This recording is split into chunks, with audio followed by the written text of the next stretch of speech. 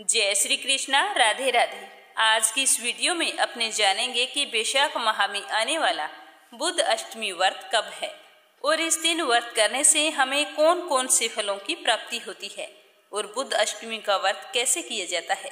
बुध अष्टमी के व्रत से जुड़ी हर जानकारी को जानने के लिए इस वीडियो को अंत तक ध्यान से सुनना।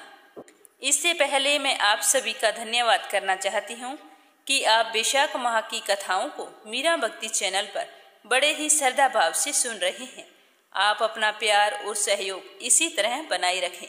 अगर आप में से किसी ने वैशाख की कथाओं को नहीं सुना है तो एक बार इस चैनल पर जाकर वैशाख की पुण्यदायी कथाओं को अवश्य सुनें और ज्यादा से ज्यादा वैशाख स्नान करने वाले हर विष्णु भक्त को शेयर करें ताकि ये हमारी पौराणिक कथाएं हर एक विष्णु भक्त तक पहुँचे और हमारी संस्कृति जिंदा रहे।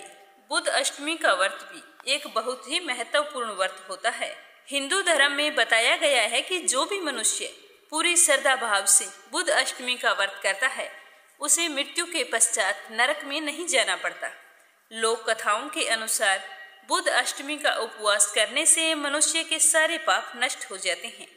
हमारे शास्त्रों में अष्टमी तिथि को बहुत ही महत्वपूर्ण बताया गया है। जिस दिन बुधवार के दिन अष्टमी तिथि पड़ती है उसे बुध अष्टमी कहा जाता है। बुध अष्टमी के दिन सभी लोग विधिवत बुध देव और सूर्य देव की पूजा अर्चना करते हैं। साथ ही इस दिन अपने कुल देव और इष्ट देव की पूजा भी करनी चाहिए, क्योंकि बुध अष्टमी के दिन की गई पूजा का हमें 1000 गुना फल मिलता है। मान्यताओं के अनुसार जिन लोगों की कुंडली में बुध कमजोर होता है उनके लिए बुध अष्टमी का व्रत बहुत ही फलदायी होता है। बुध अष्टमी का व्रत करने के लिए व्यक्ति को सुबह जल्दी उठना चाहिए और नित्य कर्मों से निवृत्त होकर अगर नदी सरोवर में स्नान करना संभव नहीं है तो घर पर ही स्नान करने के पानी में गंगा जल मिलाकर स्नान करें। ऐसा करने से आपको गंगा स्नान जितना ही पुण्य प्राप्त होगा। उसके बाद में एक कलश में गंगा जल भरकर अपने घर के पूजा कक्ष में रखें और वहां पर गाय के घी का दीपक जलाएं। उसके बाद में बुध देव की पूजा के साथ साथ गणेश जी भगवान की पूजा भी करनी चाहिए। व्रत का संकल्प लेने के पश्चात बुध ग्रह की विधिवत पूजा अर्चना करके बुध अष्टमी की व्रत कथा सुननी चाहिए। बुध अष्टमी के दिन भगवान को भोग लगाने के लिए जो भी प्रसाद आप बनाते हैं वो चक्की का पिसा हुआ नहीं होना चाहिए।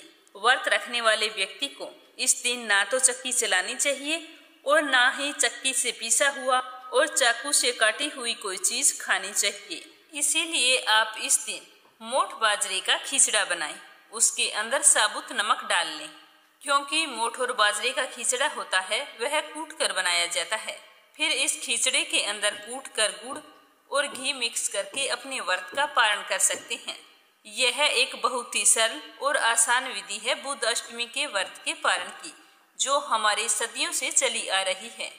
इस दिन कई जगहों पर भगवान शिव, माता पार्वती जी और गणेश जी की पूजा करने का भी विधान है। कहते हैं कि जो भी मनुष्य पूरे विधि विधान से बुध अष्टमी का व्रत करता है उसके 7 जन्मों के पाप नष्ट हो जाते हैं। बुध अष्टमी का व्रत करने से धन, धान्य, पुत्र और ऐश्वर्य की प्राप्ति होती है। बुध अष्टमी का व्रत करने वाला व्यक्ति धरती के सभी सुखों का भोग करता हुआ मृत्यु के पश्चात स्वर्ग को जाता है। जब भी आप बुध अष्टमी के दिन बुध देव की, गणेश जी भगवान की पूजा पाठ करते हैं तो मैं आपको मंत्र बता रही हूँ, उनका जाप भी अवश्य करना चाहिए। ओम बुद्धाय नमः, ओम सोमा मातम जाय नमः, ओम दुर्बुद्धि नाशाय नमः, ओम सुबुद्धि परदाय नमः, ओम तारा जाताय, ओम सौम्य ग्रहाय नमः, ओम सर्व सौख्य परदाय नमः। और अगर आपकी कुंडली में बुध दोष हैं तो आप अपनी कुंडली से बुध दोष को दूर करने के लिए बुध अष्टमी के दिन गाय को हरी घास खिलानी चाहिए। ऐसा करने से भगवान श्री गणेश प्रसन्न होते हैं और हमारी कुंडली से बुध दोष का असर कम हो जाता है। साथ ही इस दिन भगवान श्री गणेश को सिंदूर अर्पित करना चाहिए और स्नान करने के पश्चात गणेश मंदिर में जाकर गणेश जी को दुर्वा चढ़ानी चाहिए। अगर आप भगवान श्री गणेश को दुर्वा की 11 या 21 गांठें चढ़ाते हैं तो आपको बहुत ही जल्द फल प्राप्त होता है। तो अब की बार साल 2024 के अंदर वैशाख माह के कृष्ण पक्ष की अष्टमी तिथि को बुधवार पड़ रहा है। तो इस दिन यानी कि 1 मई बुधवार को बुध अष्टमी का व्रत रखा जाएगा। तो ये थी छोटी सी जानकारी बुध अष्टमी व्रत के बारे में।